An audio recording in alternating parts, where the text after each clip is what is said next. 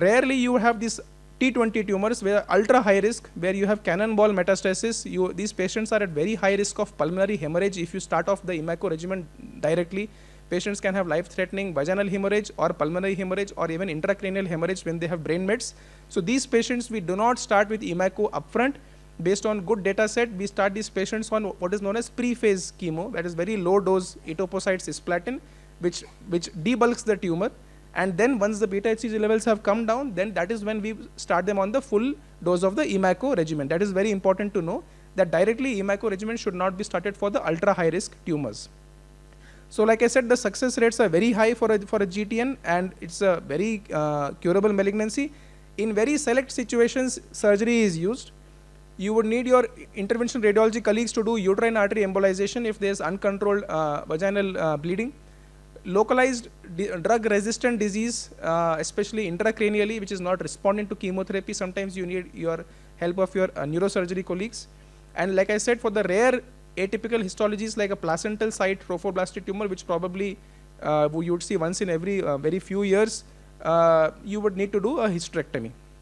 So this is a case which we treated courtesy of Krishnaveni ma'am. This patient came treated from outside with an evacuation of a mole, and the beta HCG level was very high. It's around 19,000, and despite evacuation and one dose of methotrexate which was given outside, the patient's beta HCG levels did not come down. And as you can see, there was a continuous plateauing of the beta HCG values over more than 3 values, thereby labeling this patient as a GTN. So the WHO prognostic score was 3. We started the patient on methotrexate folinic acid regimens, as you can see with the cycles here. And the moment the chemotherapy started, the beta HCG levels dropped down sharply, and below 5, that is when you say the beta HCG levels have normalized. And here you can see once the beta HCG has normalized, you give 3 more cycles, that is the usual dictum, and after 3 cycles you can stop the treatment. Finally, follow-up is very important, and this is where the obstetricians come in. These patients need continuous follow-up for the next 1 year with monthly beta HCG. That is very important. And contraception is very, very important, with dual contraception, both with oral contraceptive pills and barrier contraception. That is what we used to follow at Tata. Is very important because in early pregnancy, once they are cured, can again cause a rise in beta HCG levels, thereby masking any recurrence. So you have to make it very clear to your patients that they should not conceive for the next 1 year. If 1 year passes, then they can conceive, and then again they have to be on close follow-up. You have to check again your beta HCG levels when they conceive at around 6 weeks, and do an ultrasound to rule out a repeat molar pregnancy. This is, I think, the slide of the utmost importance to the obstetricians in the audience, because even after completing chemotherapy, the pregnancy rate is very high. It's around 87%, and the term live birth rate is around 75%. Even perchance, say the patient conceives within 12 months after completing chemotherapy and is desirous of keeping the baby, it does not increase the risk of adverse events as per this meta-analysis.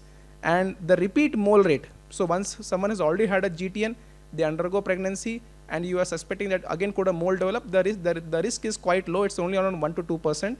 And patients, even after taking multi-agent chemotherapy like EMACO, when they conceive in the future, that does not increase the risk of malformations in the fetus.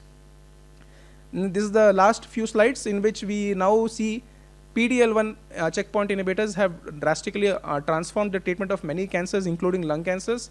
Even in GTNs also, it is seen that PD-L1 marker is expressed in the placenta, and it has been seen that immune checkpoint inhibitors like immunotherapy is very effective in treating drug-resistant GTN. So you can see that this patient who had a drug-resistant GTN, you can see once the immunotherapy drug with pembrolizumab was started, the beta HCG levels, they fell down and they became undetectable after a few cycles of therapy. So that is where the field is heading.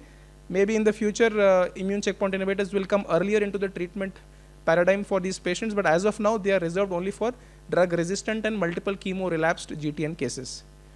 So the take-home message is GTN is an uncommon malignancy, but it's a highly curable malignancy with modern chemotherapy regimens. Low risk GTN, they are cured with single-agent chemotherapy. High risk GTN, they need multi-agent chemotherapy like EMACO. Very high risk GTN with very high beta HCG levels, you have to give them first low-dose chemotherapy to prevent your early induction mortality. Post-treatment follow-up and effective contraception is very important. And in drug-resistant GTN, immunotherapy has now an emerging role, and probably it will be more important in the future. Thank you.